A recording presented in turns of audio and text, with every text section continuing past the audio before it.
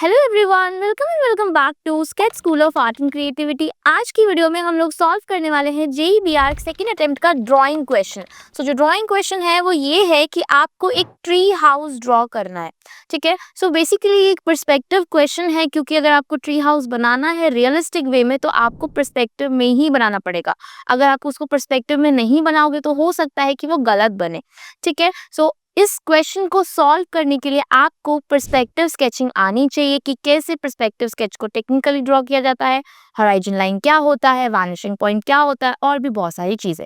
तो अगर आपको पर्सपेक्टिव स्केचिंग क्या होता है नहीं पता है तो हमारे चैनल पे जो कॉन्सेप्ट वीडियो है पर्सपेक्टिव का, आप उसे देख सकते हो, आपको प्रॉपरली समझ में आ जाएगा। और जिन्हें पता है कि क्या होता है पर्सपेक्टिव स्केचिंग, कैसे ड्रॉ करते हैं, उनके साथ हम लोग फटाफट से स्टार्ट करते हैं।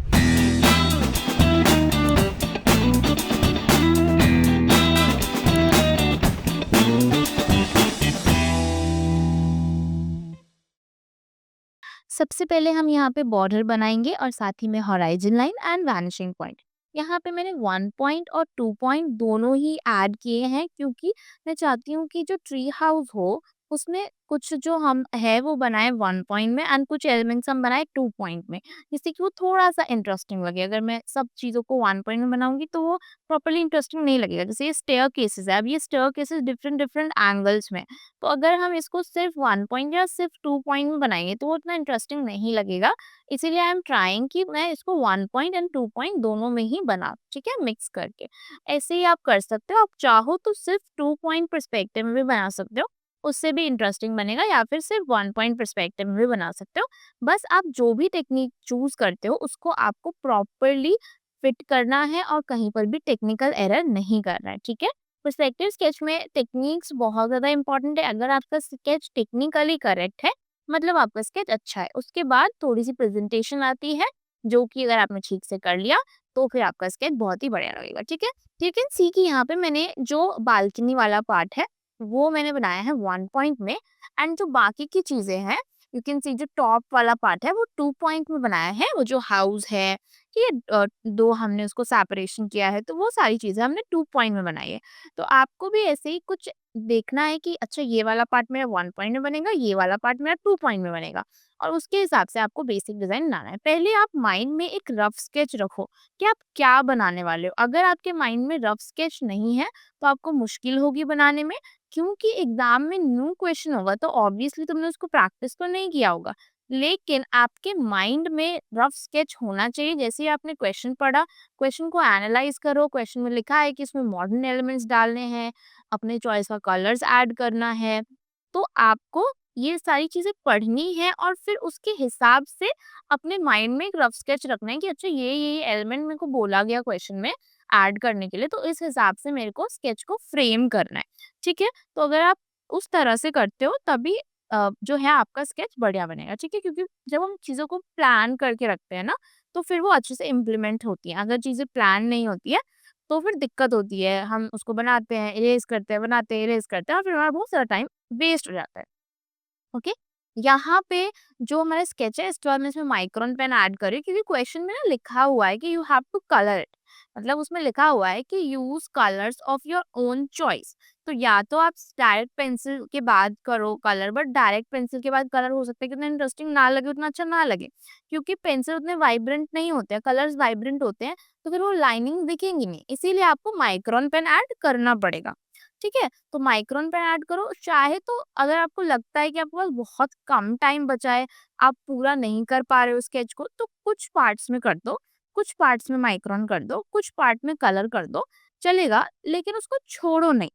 ठीक है, अगर हमें क्वेश्चन ने नहीं बोला होता कि कलर्स ऐड करने हैं तो हम एक तरह से इसको पेंसिल स्केच पे भी छोड़ सकते थे, लेकिन उसने हमको बोला है तो हमें यहाँ पे माइक्रोन कलर्स ऐड करने पड़ेंगे। तो यहाँ पे जितनी भी चीजें हैं उनमें मैं माइक्रोन पेन ऐड कर रही हूँ।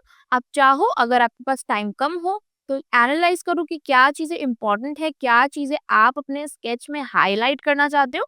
सिर्फ उसी उन्हीं चीजों को आप हाइलाइट कर सकते हो, उन्हीं चीज़ों को आप सिर्फ माइक्रोन पेन से आउटलाइन कर सकते हो, उतना भी चलेगा, उससे भी आपका स्केच अच्छा लगेगा। ज़रूरी नहीं है कि सब चीज़ों को माइक्रोन करना है।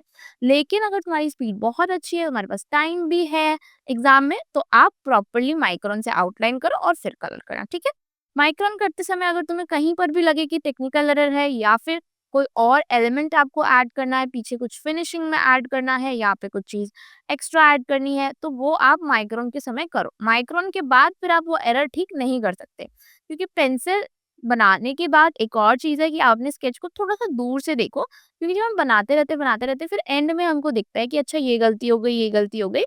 तो ये भी एक बहुत अच्छा पॉइंट है कि आप अपने स्केच को बीच-बीच में देखो ज़रूर। मतलब ये बहुत छोटा-सा पॉइंट है बट बहुत इफेक्टिव है, कि जब हम अपने स्केच को थोड़ी-थोड़ी देर पे दूर से देखते हैं, तो हमको एज़ अ व्यूअर समझ में आता है कि कहाँ पे क्या चीज़ें लैक कर रही हैं, कहाँ पे क्या चीज़ों को इम्प्रूव करने की ज़रूरत है।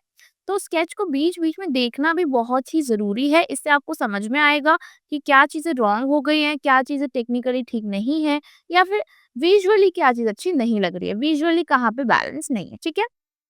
और देखो, अब देखो जब आप माइक्रोन पेन कर रहे हो तो आपको ये ध्यान रखना है कि जो चीज़ें इम्पोर्टेंट है, जो चीज़ें आपको लगता है कि पास में है, व्यूअर को अच्छे से दिखने वाली है, उनको आप अच्छे से डार्क माइक्रोन पेन करोगे और जो चीज़ें पीछे है उसको आप हल्का करोगे। उसके बाद आपको अपनी चॉइस के कलर पेंसिल्स चूज़ करना है, बट अपनी चॉइस के ये नहीं कि तुम कोई भी कलर चॉइस करो। आपको देखना है कि कौन से कलर्स यहाँ पे सूट करेंगे, क्योंकि ट्री हाउस है तो ऑब्वियसली वुडन कलर का होगा। ठीक है? तो आप वुडन कलर में आप अपने जो भी आपके पास शेड्स हो उसमें देखो कि कौन-कौन से शेड यहाँ पे सूट करेंगे।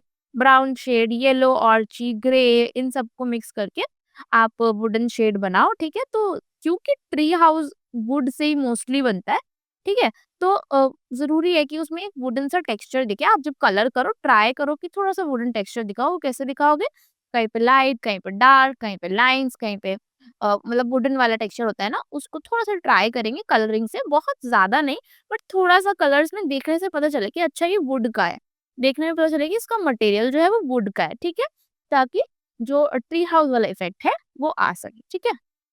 और अ, आप ब्राउन कलर यूज़ कर रहे हो तो ऑब्वियसली तो जो ब्राउन कलर है वो ध्यान रखना कि एज़ सच बहुत ही ज़्यादा डार्क ना हो जाए या फिर बहुत ज़्यादा डल ना हो जाए। आपको कलर बैलेंस करना आना चाहिए, स्मूथ कलर होना चाहिए एंड बहुत ज़्यादा फ्लैट कलरिंग नहीं करनी है। What is the meaning of flat colouring? ये फ्लैट कलरिंग होता है उसमें होता है कि कहीं पे भी डेप्थ नहीं दिखता है। आपका जो ऑब्जेक्ट है वो 2D दिखता है, 3D नहीं दिखता है।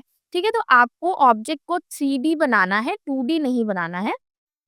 जो ऑब्जेक्ट है ना, अब अगर आप उसमें प्लेन कलरिंग करोगे तो क्या होता है फ्लैट कलरिंग दिखती है। अब उसमें थोड़ा-सा डार्कनेस, थोड़ा-सा लाइटनेस, थोड़ा-सा ग्रेडिंग डालोगे तो अपने आप उसमें 3D-नेस दिखेगा।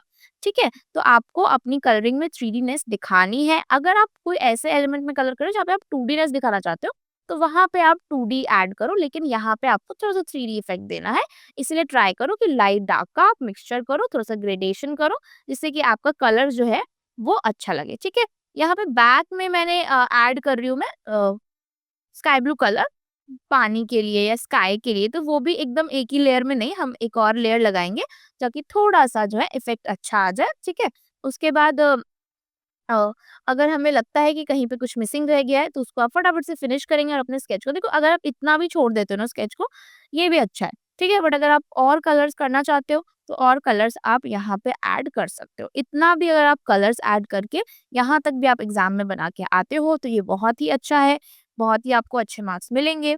अभी यहाँ पे देखो, यहाँ पे जो है ना ऑलमोस्ट कलर तो है ही पूरा पार्ट और कुछ-कुछ कलर अगर अगर कलर नहीं भी है तो वो एक इलस्ट्रेटिव पार्ट है कि हमने इसको एज़ अ इलस्ट्रेशन छोड़ दिया है, ठीक है? ज़रूरी नहीं कि हर पार्ट को कलर करना है। यहाँ पे मैं ट्रीज़ को भी थोड़ा कलर कर रही हूँ ग्रीन कलर में और वही टेक्नीक जैसे मैंने कहा कि थोड़ा-सा लाइट कहीं पे थोड़ा-सा डार्क येलोइश शेड ताकि थोड़ा ट्री वाला इफ़ेक्ट आए।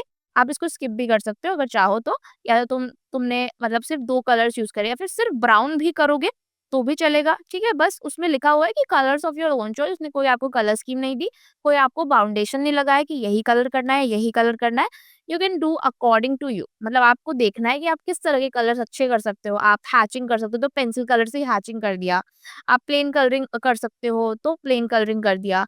अगर आप कुछ और टेक्नीक तुमको अच्छे से आता है तो वो कर दिया। जो भी टेक्नीक तुम्हें सूट करता है, वो आप फॉलो करोगे, कोई दिक्कत नहीं है। इलस्ट्रेटिव वे में बनाओ, रियलिस्टिक वे में बनाओ, जैसा भी बनाओ, बस आपका स्केच जो है वो देखने में अच्छा लगना चाहिए। You can see this is our final sketch. I hope सबको समझ में आया होगा कि किस तरीके से हमने स्केच को बनाया। आपने जो भी बनाया है उसे हमें नीचे जो नंबर दिया गया है उस पे आप हमें सेंड कर सकते हो और मुझे कमेंट बॉक्स में लिख के ज़रूर बताना कि तुम्हें ये स्केच कैसा लगा। देखो तुम इसमें बहुत सारे चेंजेस कर सकते हो, अपनी माइंड की क्रिएटिविटी लगाओ, जो जैसा ट्री हाउस तुम्हें अच्छा लगता है वैसा ट्री हाउस बनाओ, कोई दिक्कत नहीं है। बस क्या होना चाहिए कि टेक्निकली वो करेक्ट होना चाहिए एंड साथ ही में प्रेजेंटेबल होना चाहिए और जो भी क्वेश्चन में लिखा है उसके अकॉर्डिंगली बना होना चाहिए, तो प्रॉपरली आपको अच्छे मार्क्स मिलेंगे। देखो, इसके अलावा जो ट्री हाउस की वीडियो तुमने प्रैक्टिस करी, इसके अलावा जो हमारे चैनल पे प्लेलिस्ट है ड्राइंग प्रैक्टिस वीडियो का, उसमें और भी बहुत सारे प्रैक्टिस वीडियो है, पर्सपेक्टिव की, ह्यूमन फिगर का, पोर्ट्रेट का, जिसका भी तुम देखना चाहो आप वहाँ से बहुत सारा प्रैक्टिस कर सकते हैं। और अगर आपको प्रॉपर गाइडेंस चाहिए तो आप नीचे जो लिंक दिया गया है उससे फ्री डेमो भी बुक कर सकते हो। उसमें आपको समझ में आएगा कि किस तरीके से आप JBR या फिर नाटा क्रैक कर सकते हो, क्या आपकी स्ट्रैटेजी होनी चाहिए, किस वे में आप चलोगे तो आपका जो प्रिपरेशन है वो बहुत अच्छे से होगा। क्योंकि एक बार आप जब डेमो में आते हो आपको समझ में आता है कि कैसे हम लोग प्रिपरेशन करवाते हैं, और अगर आप ड्राइंग नहीं भी करते हो फिर भी आपको क्लियर होता है कि क्या स्ट्रैटेजी से आपको क्रैक करना है, क्या स्ट्रैटेजी से आपको आगे जाना है, तो बहुत सारी बातें आपको क्लियर होंगी। ठीक है, अभी मिलते हैं नेक्स्ट वीडियो में, तब तक के लिए बाय।